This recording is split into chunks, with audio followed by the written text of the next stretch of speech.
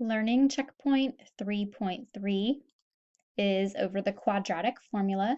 Questions 1, 2, and 3 all go together, so I've got them on the same slide here, and we're going to go through each one to kind of make sure you understand what it is that you're being asked on each one. Question 1 gives you the quadratic equation x squared plus 1x minus 4 equals 0. It says you will solve this using the quadratic formula, but first, what are the values of a, b, and c? The only thing you need to type in these blanks is just the number itself with the negative sign if it's a negative number. So I know that the formatting on yours might look a little bit different just depending on what kind of window you have it open in, but the first blank that you see is going to be the value of a. In order to find a, you're looking for the coefficient of the x squared term. So you're going to look to see what number is being multiplied with x squared and type it in the first blank. B is the coefficient of your x to the first power term. So you're going to come up here and look where x has a power of 1, and you're going to type the number that's being multiplied with this x. And then C, the last blank, is your constant term, or the number at the end of your expression over here. And please make sure that you carry the sign with the number if you see a negative sign. Once you found A, B, and C for number 1, you're going to use those values in question 2 to fill them into the correct blank spaces in the formula. Now, your quadratic formula is given to you on the Georgia Milestones test on your formula sheet, and it is right here.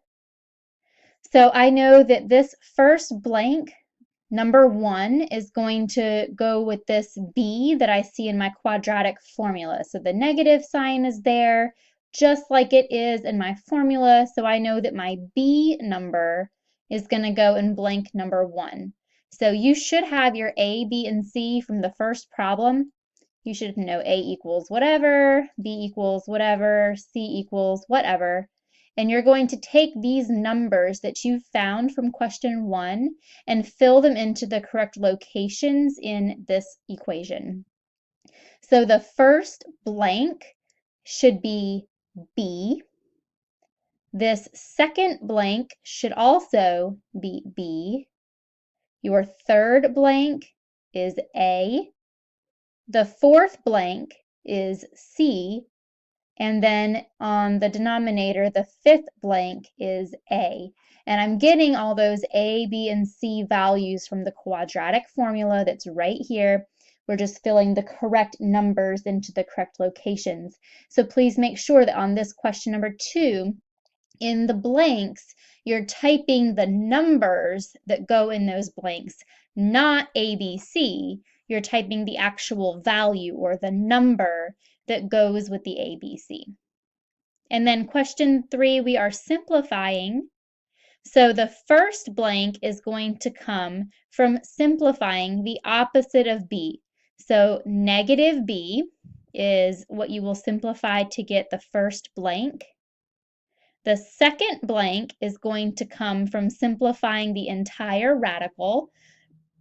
So once you have filled in right here, you're going to square this number, then subtract 4 times A times C. So this second blank right here is going to be the number that you get after you simplify B squared minus 4 times A times C. And then your denominator, 2 times A, you're just going to type the answer that you get when you multiply 2 times A. That's the third blank. So question 3, you're simplifying each little piece and just typing the simplified numbers that you get for each little chunk of the quadratic formula. On number 4, you are solving this using the quadratic formula. So the very first thing that we need to do is go find A, B, and C so that we can plug in. So I'm going to do that for you. A is the coefficient of my x squared term, so we have 2. B is the coefficient of my x to the first power term, so that would be negative 1. And then C is your constant, or the one that does not have a variable at all. That is -1. So I have +2, -1, -1, and that came from the +2 here, the -1 here, and the -1 here. What I'm going to do next is go ahead and set up the quadratic formula for you, and then leave you to simplify the majority of the rest of that. So the quadratic formula tells you that x is equal to the opposite of b. So I'm going to do the opposite of -1. And then I have this plus and minus sign. I have a square root. It's kind of big, so I'm just going to make it that large. B squared is the first thing underneath. So I'm going to do -1 and square it. And then I'm going to subtract 4 times A, which is 2, times C, which is -1. And that entire thing is divided by 2 times A, or 2 times 2. Now we are going to simplify.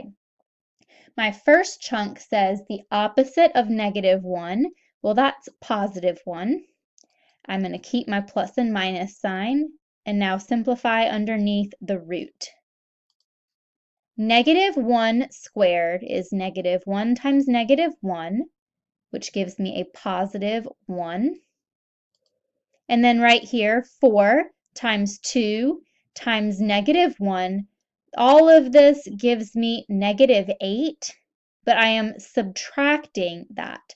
So subtracting -8 is the same thing as adding 8. So my root is 1 plus 8, which we know will simplify to be 9. My denominator is 2 times 2, or 4.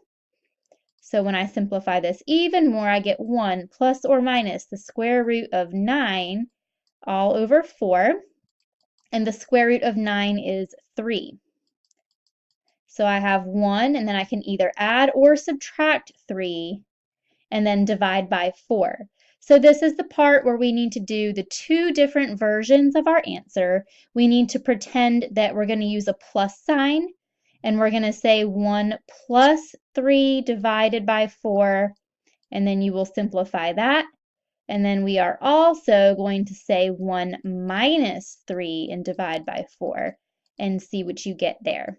You will get your two different answers by using your two different operations. We have to consider a +3 as the square root of 9, and we also have to consider -3 as the square root of 9. It could be either one, so that's why we get two different answers. We don't really know which one it is. It's actually both.